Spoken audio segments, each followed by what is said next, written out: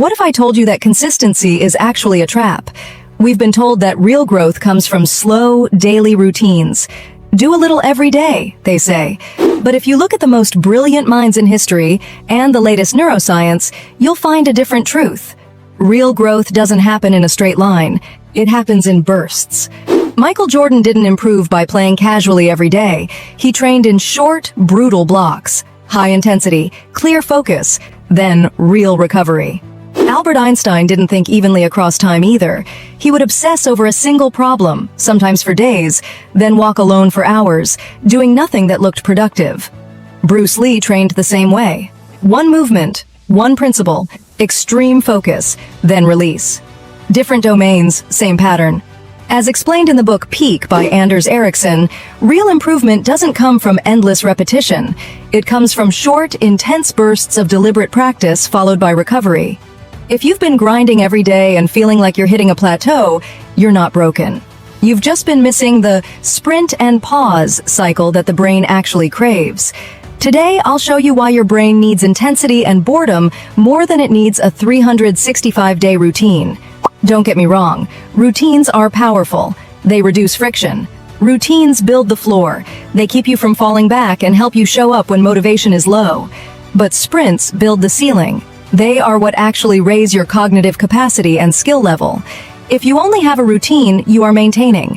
If you want to transform, you need the burst. Breakthroughs require compression, intense focus in a short window. You need to stress the system. Skip this intense pressure and your brain has no reason to change. When you focus intensely, your brain enters a state of temporary neural instability. This is the signal for adaptation. Your brain realizes the old pathways aren't enough, so it prepares to reorganize and strengthen neural pathways during recovery. But remember, skip the rest and you get burnout, not growth. Growth happens in jumps. But actual rewiring doesn't happen during effort. It happens after, during sleep, during quiet walks, during low stimulation moments. Have you noticed that in your own learning? Charles Darwin didn't analyze data non-stop. He worked in focused blocks, then took long walks to let ideas connect. Elite gymnasts train the same way.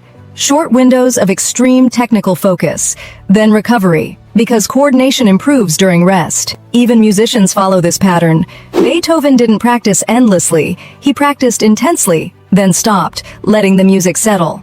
This aligns with what Cal Newport explains in Deep Work. Long stretches of shallow routines don't build skill, but short bursts of deep focus do. Have you ever tried focusing so hard for hours that it felt uncomfortable? This pattern is especially clear in language learning. Most people try to stay consistent, 10 minutes of Duolingo every day. Low pressure, mostly passive input, and they stay stuck for years. People who improve fast usually do something else. They enter language sprints, daily speaking, even badly, forced output, real mistakes, high cognitive load, for a short time, then they pause, and suddenly, words come faster, pronunciation improves, confidence appears. That jump feels magical, but it's just the brain finishing the work. Here is how to apply this sprint lifestyle. Phase 1, compression, the sprint. This is where change begins. Pick one skill or topic only. Work in 7 to 14-day sprints. Go deep until it feels hard. Recall before review. Struggle is the signal. Focus in 90 to 120-minute sessions. Stop before mental exhaustion. If learning feels slightly uncomfortable, you're doing it right.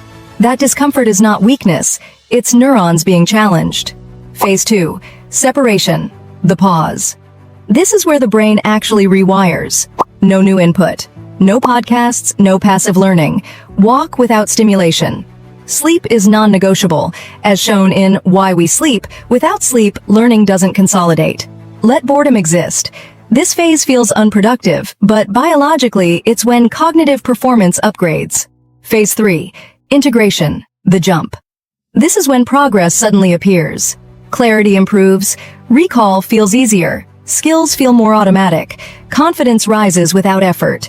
What feels like overnight improvement is delayed wiring finally completing itself. At this point, return to a light routine, not to grow but to maintain, until the next sprint. A simple rule to remember: routines keep skills alive, sprints level them up. If you only routine, you maintain. If you sprint and pause, you transform. Closing. Your brain doesn't need more discipline. It needs better timing, pressure, pause, integration.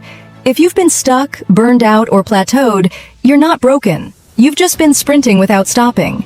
Stop grinding endlessly. Start sprinting smartly. If this changed how you see learning or growth, share it with a friend who feels stuck in grind mode. If you care about learning, focus, and long-term growth, I'd be glad to have you here.